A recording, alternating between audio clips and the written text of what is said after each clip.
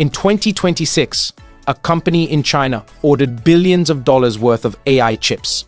The shocking part is that none of them came from Nvidia.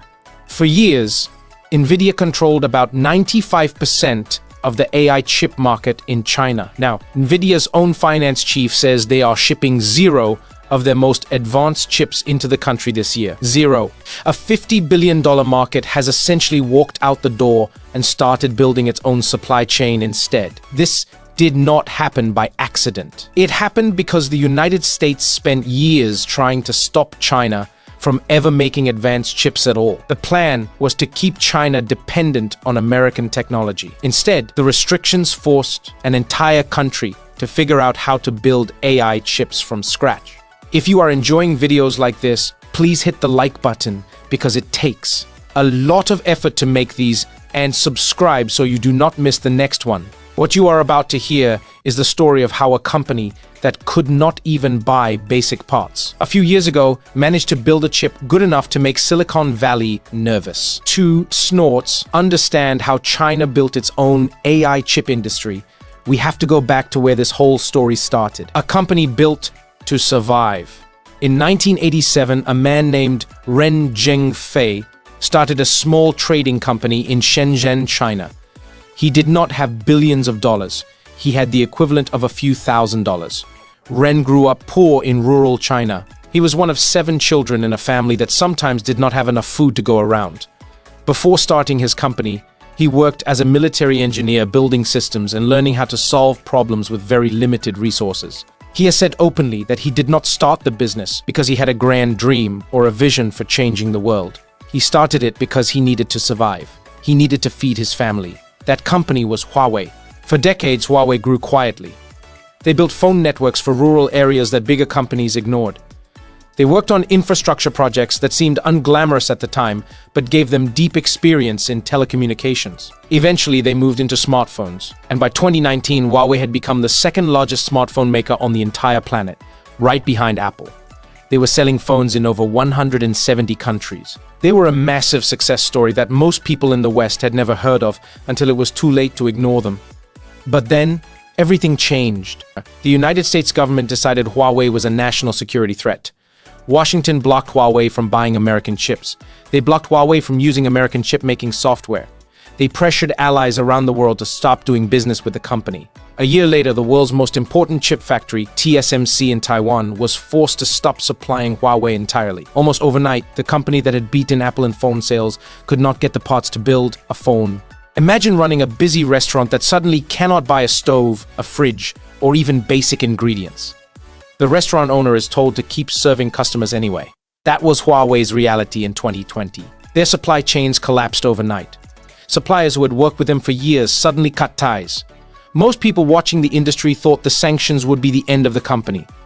Some analysts publicly predicted Huawei would not survive more than a few years. But Ren later said this crisis was still easier than the poverty he survived as a child. He had faced worse odds before. Even so, he admitted the company's future was not guaranteed. He told employees years later, in a moment of surprising honesty, that even now, the company could not say for certain it had secured its survival. So Huawei went to work. They quietly began redesigning thousands of circuit boards from scratch. They replaced over 13,000 band components with anything they could design or build in-house. They even built their own operating system after losing access to Google software. They built their own business software after losing access to foreign tools. Every time a door closed, they tried to build a new one themselves. This is the part of the story most people miss. The sanctions were not just an attack on Huawei. They were the spark that forced an entire country to build its own chip industry from scratch. One company led the charge out of pure necessity, and the whole country watched and learned from what they did. But to see how they actually built the chips, we need to look inside a secret division, the secret design division. Inside Huawei sits a chip design division called HiSilicon. It was founded back in 2004, long before anyone imagined it would matter this much. Back then, it was just a small team working on basic chip designs for Huawei's networking equipment. Nobody outside the company paid much attention to it. After the sanctions hit, HiSilicon became the center of Huawei's survival plan. Their most important project became a line of AI chips called Ascend. Think of an AI chip the way you would think of a car engine. The bigger and more efficient the engine, the more work you can do at once. In the world of AI, that work means training massive systems. These are the systems that power chatbots, image generators, and self-driving software. The faster your engine runs, the faster your AI learns. For years, Nvidia built the best engines on the planet. Almost nobody else came close. Companies like Google and Amazon tried building their own chips, but Nvidia still dominated the market by a huge margin.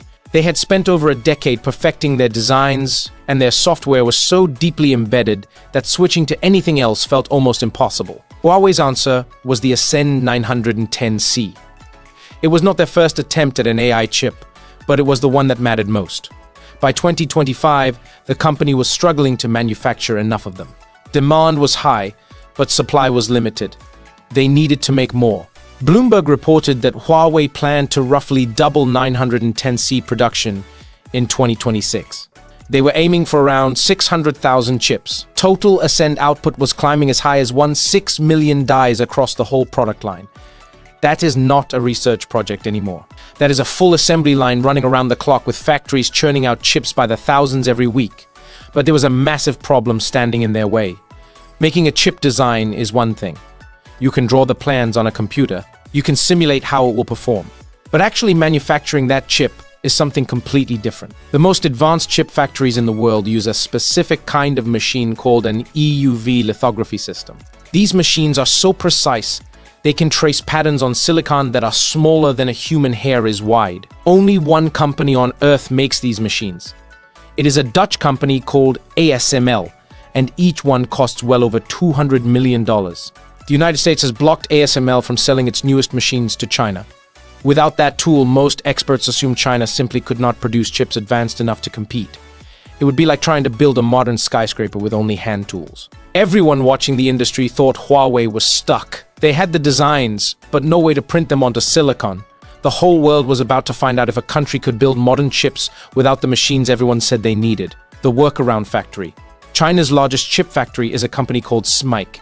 They refused to accept that China could not build advanced chips. While other companies gave up or waited for the sanctions to lift, smic's engineers went to work. Instead of the newest machines, they took older equipment that they were still allowed to buy. This equipment is called deep ultraviolet lithography, or DUV for short. It is the generation before EUV, and it was considered too old for the kind of work Huawei needed. But the engineers at SMIC had an idea. They ran the same silicon wafer through the older machine multiple times using a technique called multiple patterning. Picture tracing over the same drawing several times with a slightly different stencil each pass. Each pass adds a little more detail. After enough passes, the fine detail finally appears. It sounds simple, but it is incredibly difficult to do in practice. Every pass has to line up perfectly with the last one. Even a tiny misalignment ruins the whole chip. It is slower, it is more expensive, and the yield, meaning how many working chips come out of each batch, is far lower than what factories in Taiwan or South Korea achieve. Industry estimates suggest smic's advanced chip yields land somewhere between 15% and 40%. The best factories elsewhere get well over 90%. That means more than half the chips smic makes on some runs end up in the trash. In a normal market, that would make the whole process pointless. But this was not a normal market. China was willing to lose money on every chip if it meant building a domestic supply chain that could not be cut off by foreign governments. By mid-2025, SMIC had used this method to produce working 5-nanometer chips for Huawei. They did it without a single EUV machine involved. It was expensive, it was inefficient, and it worked well enough to build the next generation of Ascend chips. A former vice president at TSMC, the very factory that once supplied Huawei, told Bloomberg it was simply not possible for the United States to completely prevent China from improving its chip technology. He said that when you push a country this hard, they find ways to adapt. China poured tens of billions of dollars into a national semiconductor fund to keep this workaround running. They treated a manufacturing shortcut as a matter of national priority, rather than a temporary patch. The government built entire industrial parks around chip production. They offered tax breaks, subsidies, and grants to any company willing to invest in domestic semiconductor manufacturing. This workaround factory set the stage for the chip that actually shocked people watching this race closely. The older machines were never supposed to do this kind of work, but the engineers made it happen anyway, and what they built next would change the conversation entirely. The chip that shocked the world. In April 2026, Huawei unveiled its newest AI chip. It is called the Ascend 950PR. They announced it at a partner event in Shenzhen, and the room was full of executives from China's biggest technology companies. On paper, the chip delivers roughly 1 and 1.5 petaflops of processing power. To put that in perspective, 1 petaflop means the chip can perform 1 quadrillion calculations per second. That is a 1 followed by 15 zeros. The chip also has over 100 gigabytes of high-speed memory attached, which means it can handle enormous amounts of data without slowing down.